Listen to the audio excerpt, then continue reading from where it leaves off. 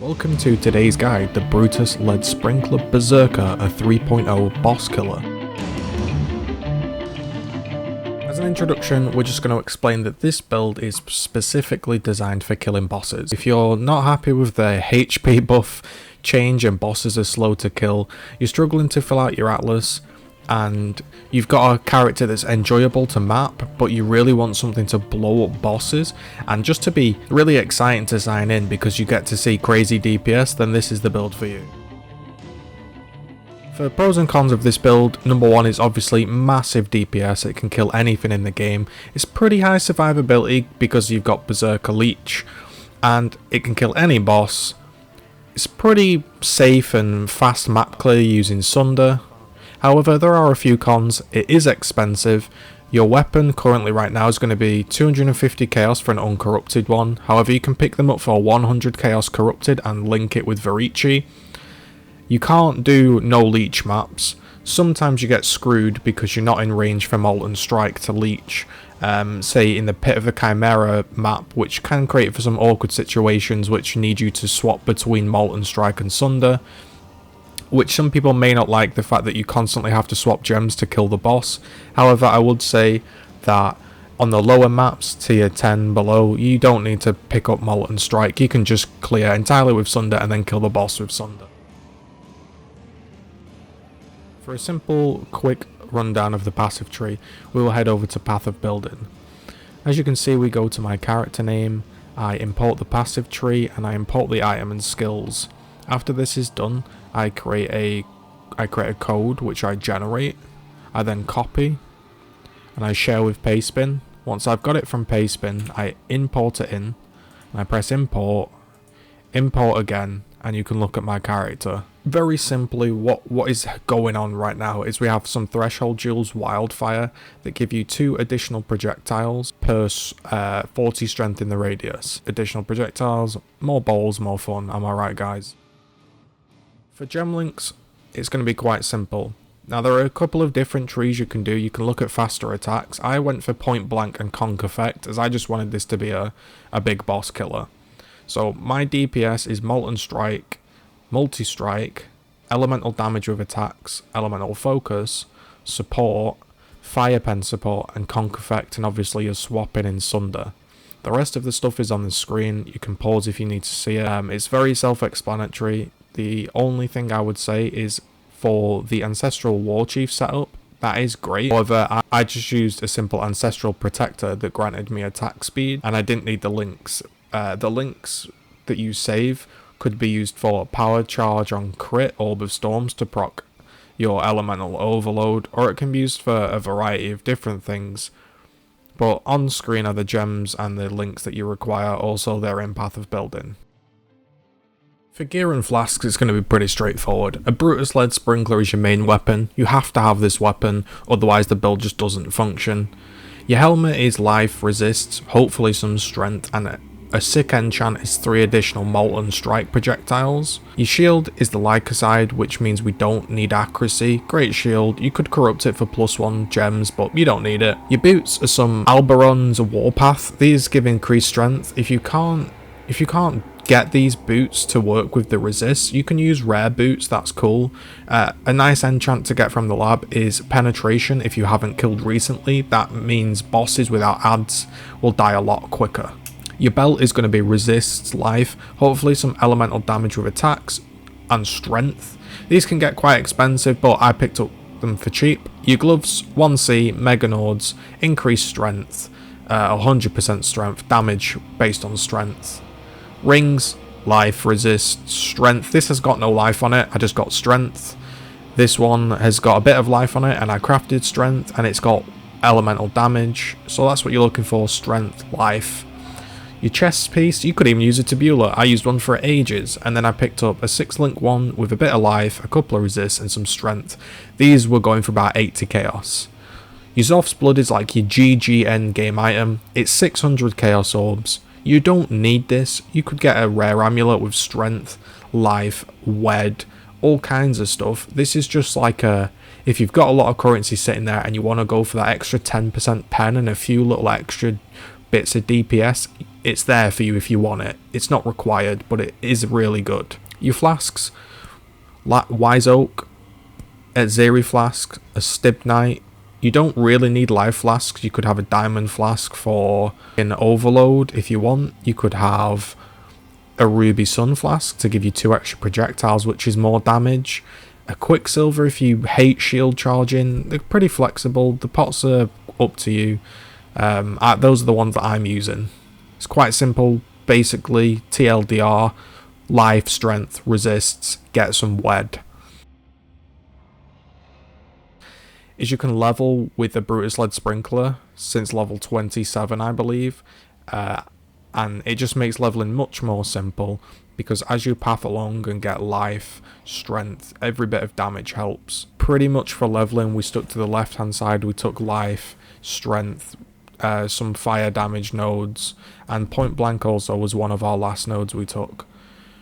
As you're heading along, you can pick up these plus 30 strength nodes if you want, because obviously that's a big increase in DPS, but you don't have to take the keystones, meaning you can path up to here and take might, but you don't need to take elemental overload. You can head up here and take prowess, but you don't need to take Val Pact. Don't be afraid to take some 30 and 30 nodes for dex and int. If you need to level up jewels, you can always spec out of them.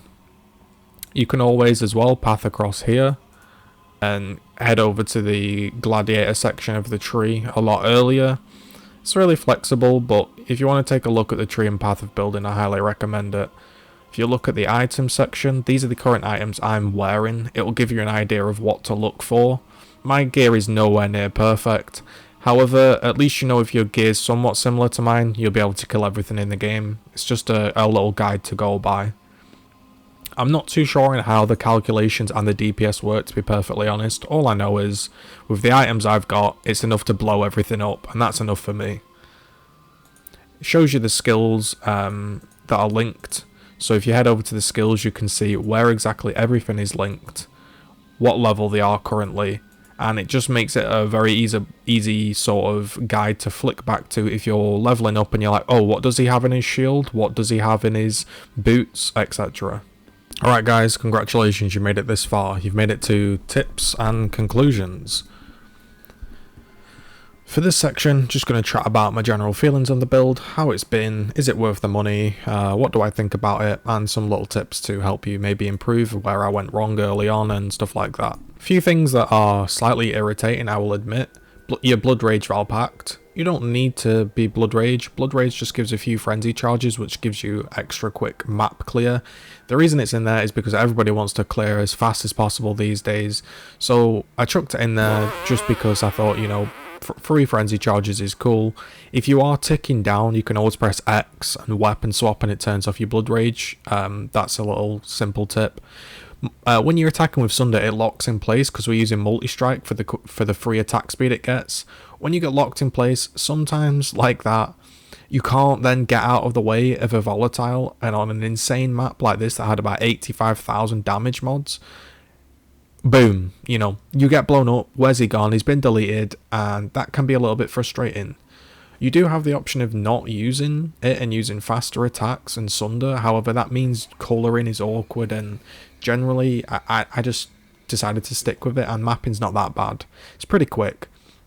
Again, sometimes whilst you're fighting in the Pit of Chimera, the snakes can one-shot you. We don't have much chaos resist. We're not a hardcore build. You could always cap your chaos out, carrying in a chaos pot, and use Sunder to clear. However, there's a little tip that kind of learnt whilst playing Flame Blast Totems, is if you sit in the corner and you sort of coax out the minions, you can just chill in one corner and Molten Strike becomes a lot easier. That way you don't have to swap gems. Generally, sometimes the build can feel a little bit finicky, just constantly changing gems, but really, it's actually not that bad, and I'd tell you otherwise. You can blast maps with Sunder pretty comfortably, and then I just have Molten Strike in my inventory for the big bosses, like I'm doing a tier 15, 16 or whatever, and I drop it in there, and then I blow up the boss.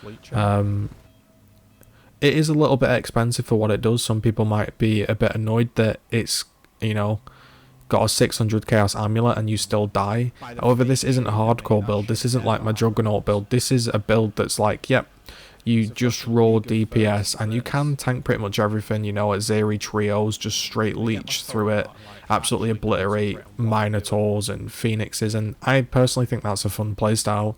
Not every build has to be level 100 Uber Shaper viable. This is just a fuck you boss DPS killer.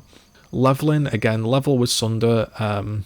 You can grab some uniques to level with. I didn't realise that the Brutus Lead Sprinkler was such an early level item, so I leveled with some unique maces, and I just ran attack speed, melee fizz, and stuff like that. But then I realised I could have just equipped my Brutus Lead Sprinkler a lot earlier, so make sure you do that. Pick up your strength uniques, they'll add a lot of damage and they're always dead cheap, so you can get perfect rolls for a Chaos Orb. You know, everyone's giving away Mega Nords, they're not popular. Wise Oak, your roll obviously helps. If you can get a 15 pen one, that's an extra 5 pen compared to the bottom roll, and every bit of pen helps. That's why the Zoph's Amulet is so expensive, as well as it converts pretty much everything to fire damage, which means your fire pen's more valuable. Little note is jewels. For the jewels, I forgot to mention, increased life, projectile damage, area damage, both scales Sunder and scales your Molten Strike, which means it's sort of you double dipping on your jewel damage. So they're the most valuable ones. Area damage, life, you can get attack speed. Don't forget you can also search attack speed with maces because you're using a mace. This means the jewels are often cheaper because people think, mace is shit, nobody uses it. But personally, I find it, the jewels weren't that expensive, talking 30 chaos. But I just think it's a fun build, it's a boss DPS killer. I hope you've enjoyed that. This is my second guide I've made this league. If you did, please give it a thumbs up. They take a while to level up, practice with, and stuff like that. So, you know, I really do appreciate the comments on my last Uber Lab build. I made that thinking I'd get at max 100 views, and then I got 50,000, which is crazy. So it motivated me to do another guide. I've already leveled up 5 builds this league, so thumbs up for the hard work I'm trying to put in. Brutus Lead Sprinkler still works, it's still a good build. Nothing's changed about it pretty much. Still good fun, and it's a good blasting build.